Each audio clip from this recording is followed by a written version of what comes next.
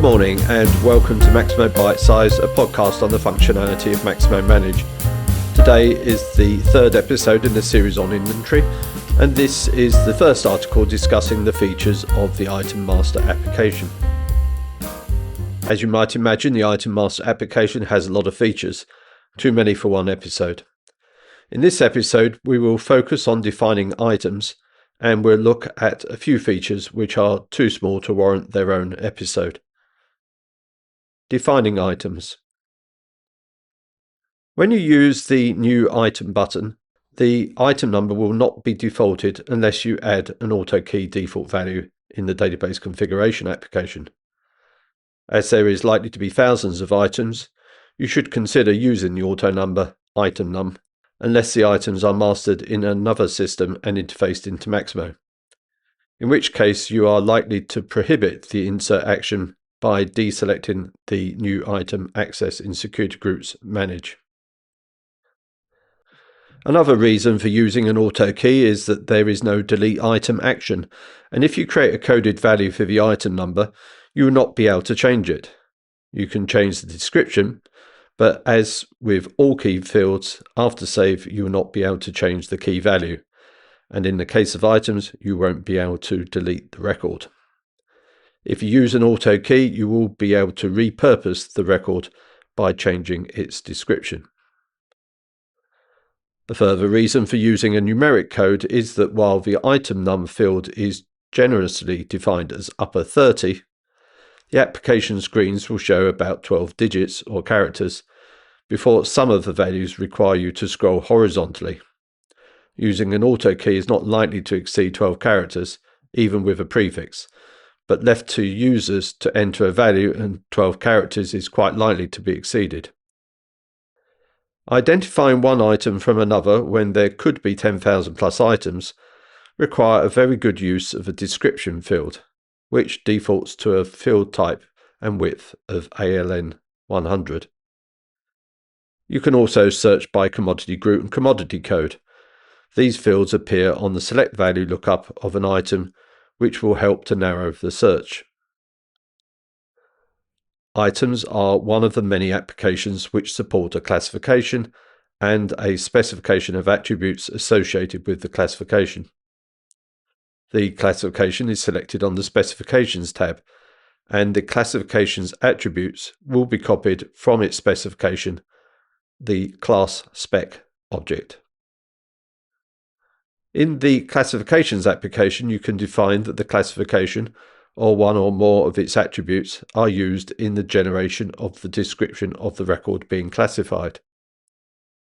Both the Use Classification and Generate Description fields need to be set, and on the attributes you may wish to use a description prefix to distinguish between multiple attributes in the item's description.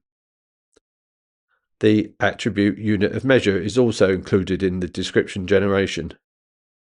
If you set all attributes as being used in the description generation, then you are likely to exceed the 100 characters. Therefore, use this feature only on those attributes useful in helping to identify similar items. You can also search for items using a classification-based search or an attribute-based search. The classification search gives you a drill down of classifications, and the item list is narrowed to those for the selected classification. You can narrow the search by using one or more attribute search values and then use the refine action. The attribute search only allows you to search by one or more attributes and their values, and after using the refine action, the list of items is narrowed based on those attribute values. However, items from different classifications that happen to use the same attribute will be mixed. It is more likely you will use the classification search rather than the attribute search. An item is defined against an item set, which can be shared across multiple organizations which share the same base currency, but they may have different languages.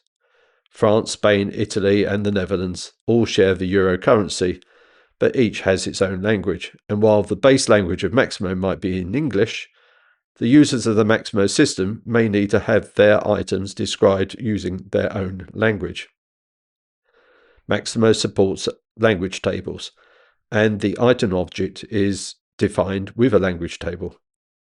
If you want to share items but have multiple descriptions for each item, one for each language, then you should also consider adding a language table to the classification and class structure objects. You'll find in the links section of the transcript an article I wrote a few years ago on item classifications generating descriptions in multiple languages. While finding the right item accurately is so important, you also need to control who can create new items to avoid duplication. Multiple item records that point to the same item. Duplicate records are very easy to create, and once created, you cannot delete them. You can only change their status to obsolete. Duplicates are often created through bulk import, so be careful if a request is made to bulk load items after your Maximo system is in production. Limiting who can insert new item records should make it easier to manage the discipline of checking whether the item already exists before a new item is created. Ideally, you would also restrict who can save updates in the item master application. Accuracy in the item data is important. If we can search for items, then we should be able to verify that we have the right item. Maximo supports the creation of a single image through the Add Modify Image action. Other images can be linked through attached documents. The View Attachments drop-down has a set of actions. When you are on an item field in another application, for example the PO application, and you are entering PO lines, then a right-click action, View Image, will provide an image of the selected item. Item Master Settings. We will discuss rotating, condition-enabled lot and kit items in future episodes, but there are plenty of other settings found at the top of the Item Master application. For many of these, you will find existing articles in Maximo Secrets in the links section at the bottom of the transcript. Beneath the two commodity group and commodity code fields are the fields meter group and meter. There is no connection between these two fields.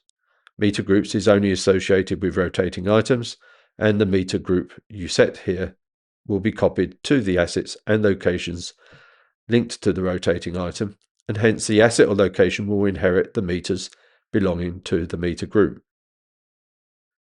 The meter field is used with measured materials and is most often used with petrol, diesel, and oils. If an asset has the same meter as that referenced on the item, then if you issued 50 litres of the item to the asset, then the meter reading would be incremented by 50. It is only continuous type meters that can be added to the meter field on an item. If the meter is on the location, and this is referenced on the issue, then it will also be updated by the quantity issued. The maximum quantity issued field sets a limit to the total quantity of an item that can be issued to an asset. In the Assets application and Spare Parts tab, the issued quantity field is incremented by the quantity that you issue. If you return the item, the issued quantity is reduced by the quantity returned. You would receive an error if the maximum quantity issued would be exceeded. A use case for this field is software on an asset. A PC or laptop would only require one copy of Visio or project. Therefore, setting maximum quantity issued to 1 would raise an error if you attempted to issue Visio or project a second time to the same PC. It does not work for rotating items as you would be issuing an asset. It only works for items that would appear in the spare parts table of the asset. The receipt tolerance percentage field is the percentage value of an item that can be over-received on a purchase order. The receipt tolerance percentage is also found on the item organization details, and this is a better place to enter a percentage. The receipt tolerance will also be found on the inventory and inventory vendor records, where it is defaulted from the same field on the item organization details. But the percentage values can be changed. On a PO line, if the vendor on the PO has an inventory vendor record, then its receipt tolerance percentage will be used.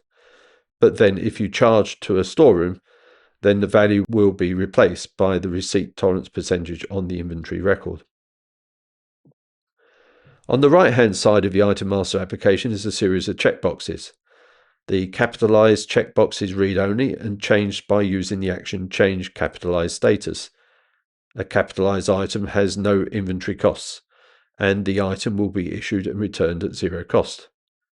Tool items are always capitalized, and you cannot change this. You are more likely to use this setting with rotating items and their assets, and set up a depreciation schedule to depreciate the cost of the asset over its useful life. Maximo does not require the rotating field to be set on the item to use the change capitalized status action. The Inspect on Receipt checkbox, when set, will mean that the item being received will have to pass through an inspection process in the receiving application. The setting on the item master record is a default for when the item is used on the lines of purchasing and contract documents, for example, MR, PR, RFQ, PO, purchase, and other types of contracts. The Add as Spare Part field, when set, will add the item as a spare part to an asset when the item is issued to the asset, which might be via a work order. For items that are marked as rotating, then the Add as Spare Part field will be cleared and made read-only.